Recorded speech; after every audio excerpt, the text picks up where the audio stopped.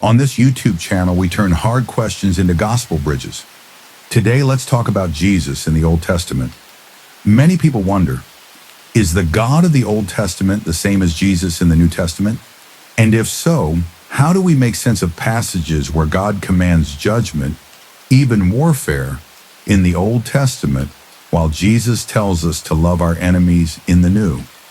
First, yes, it's the same God. The Bible shows us a pre-incarnate Christ appearing in the Old Testament, often called the angel of the Lord. This isn't an ordinary angel. This angel speaks as God, accepts worship, and carries the divine name Yahweh.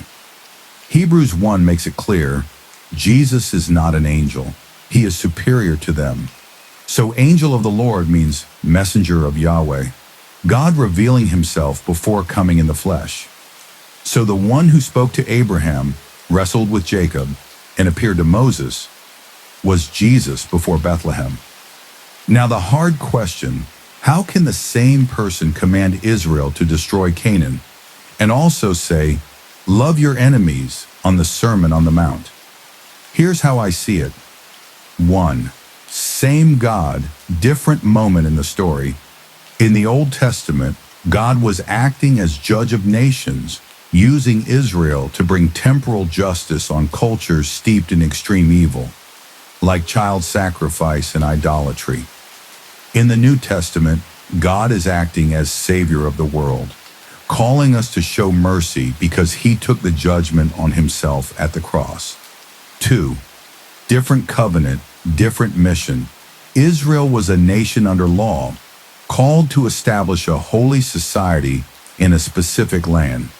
The church is a global people under grace, called to preach the gospel to all nations. Holy war then was about removing evil from the land. Spiritual war now is about rescuing people from evil. 3. God's character doesn't change, his methods do. He is always holy, always just, always loving. But in Jesus, he fully revealed that his deepest heart is mercy. On the cross, justice and mercy met.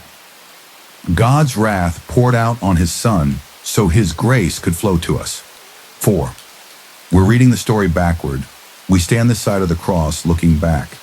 But if we imagine ourselves in Canaan's time, after centuries of patience with evil so deep it infected generations, we see God acting as a surgeon removing a cancer. It's severe, but it's not random cruelty.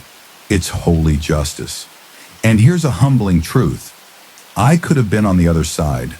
I could have been the Canaanite, the Sabbath breaker, the Pharisee. I'm not saved because I'm better. I'm saved because I live in the age of grace after Jesus bore the curse. That's why our response shouldn't be confusion or judgment, but gratitude and urgency to share the mercy we've received. In the Old Testament, God guided Israel with a visible cloud and fire. Today, he guides us by his Spirit inside us. Greater intimacy means greater responsibility, not to judge those under an older covenant, but to live faithfully under the new one. So when you're asked, is the God of the Old Testament the same as Jesus?